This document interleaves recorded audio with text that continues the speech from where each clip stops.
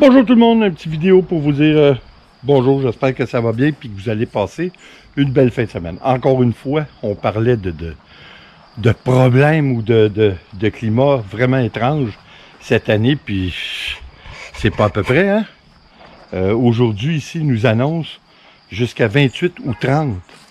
Toute une belle fin de semaine, on se plaindra pas, mais ça fait près de 2 semaines qu'on a des 8 et des 10 degrés et des 15 degrés maximum dans le jour. Alors, c'est à se poser des questions. Hein? Là, nous, ici, je ne sais pas pour vous, mais l'histoire du COVID, là, ça fait des siennes. Ça commence à être vraiment décourageant, parce que là, on ne sait vraiment pas où on s'en va. On est vraiment dans une deuxième vague. Cette semaine, pas plus tard que jeudi, je crois, on a eu près de 600 quelques nouveaux cas de COVID. Il y a moins de morts, mais ça, c'est dû au fait qu'il y a plus de nouveaux cas de COVID que c'est des jeunes. C'est des 40 ans et moins. Alors, ils ont la constitution un peu moins fragile, ce qui fait en sorte qu'ils résistent mieux. Mais c'est en train d'engorger le système de santé. C'est vraiment désastreux. On ne sait pas ce qui va se passer avec ça. On ne sait plus où on s'en va. Là, il commence à resserrer un peu la vis. J'ai vu en France, ça n'a pas de bon sens, en une journée. Je me souviens pas combien de nouveaux cas, 9000 nouveaux cas. Une journée cette semaine, ça fait aucun sens. C'est clair qu'il y a eu un relâchement de la population. Hein? On est tous un petit peu... on en a marre, hein? Ça c'est clair.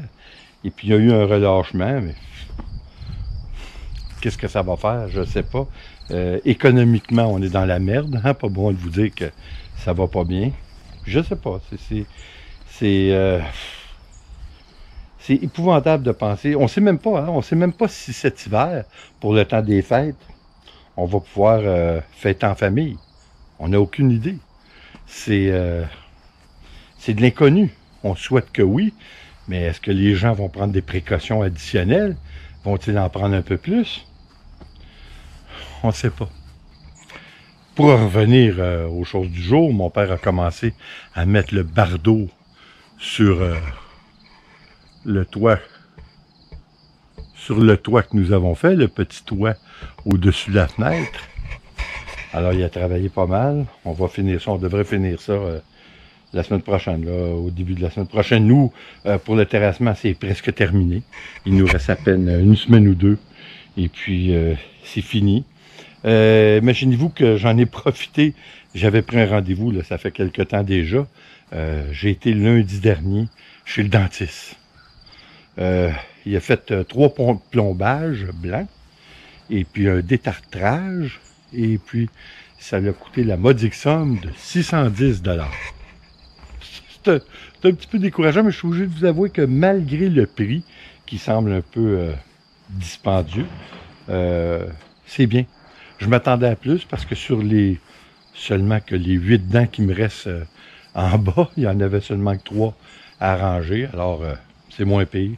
Je vais aller après les fêtes. J'ai déjà un rendez-vous pour le 18 janvier pour me faire enlever toutes les dents du haut. Il m'en reste 5-7. J'ai plus aucune grosse dent en arrière. Alors, il était temps, mais c'est quand même un investissement dans les 5 à 6 000, en tout et partout. Là, hein? Alors, il m'a fait un estimé. Ça devrait me coûter aux alentours de 700 pour faire enlever les dents du haut. Alors, on va être déjà rendu à 1300 et des poussières. Après, c'est les dentiers.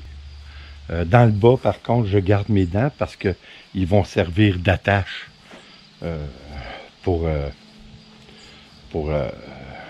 les dents, hein, pour le dentier du bas. Alors, ça va être mieux. Puis les dents du bas, paraîtrait-il que c'est plus problématique. Alors, en fin de compte, ça avance, les projets, comme on peut dire.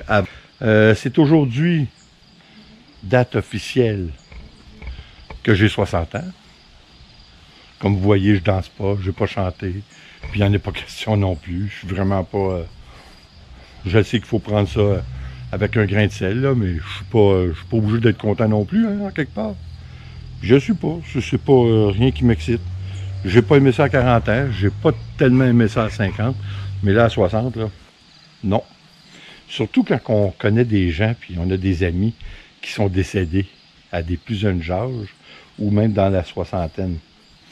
Alors c'est un petit peu plus, on devient plus songeur. Hein, on devient peut-être plus conscient de notre vie, de notre... hein? On prend conscience que la vie ne tient qu'un fil. Je sais bien, il ne faut pas le voir comme ça, mais en quelque part, c'est ça pareil. Hein? On ne rajeunit pas. On a plus en arrière qu'en avant. Ça, c'est clair. Fait quoi qu'il en soit, on va faire avec. On n'a pas le choix. Hein? Puis, il faut toujours voir. Hein? Je repense à mon ami qui est... Je repense souvent, je vous dirais, à ces temps-ci, parce que, encore une fois, je ne vois pas ça d'un bon oeil de vieillir, surtout pas dans la soixantaine. Mais il faut que je repense toujours à mon ami qui est mort, qui est décédé à mes côtés à l'âge de 18 ans. Ça, c'est pas drôle. C'est un petit peu ça aussi qui a fait que j'ai pris conscience d'un jeune âge de notre espoir de vivre, je sais pas comment le dire, là, mais c'est ça. J'ai pris ça d'un jeune âge, puis ça avait changé ma vie. Ça avait changé mon approche, puis c'est pour ça que à partir de ce moment-là, j'ai vécu plus au jour le jour. J'étais pas capable d'aller travailler beaucoup pour les autres. Je pense que je l'ai fait très peu. Ça fait plus de 30 ans que je travaille à mon compte pour cette raison. C'est sûr que ça change la vie. Hein? Moi, lors de l'accident, j'avais 16 ans, mais j'allais revirer à 17 ans. Fait que c'est jeune pour... disons que j'ai vieilli rapidement. Ça m'a fait prendre conscience de beaucoup de choses. Puis, qui plus est, la plupart de mes amis sont des gens beaucoup plus âgés que moi. Déjà en ce moment, j'ai des amis qui sont dans les années 70.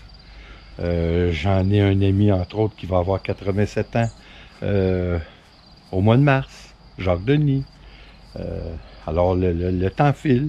Le temps file pour tout le monde. Puis, c'est ça aussi qui me fait prendre plus conscience d'un petit peu tout. C'est que, oui, justement, j'ai des amis qui sont un petit peu plus âgés. Puis, je vois comment que ça va pas nécessairement toujours bien. Là. Les bobos sortent, hein? Évidemment. Écoutez, sur cette belle note joyeuse, je vous dis bonne fin de semaine.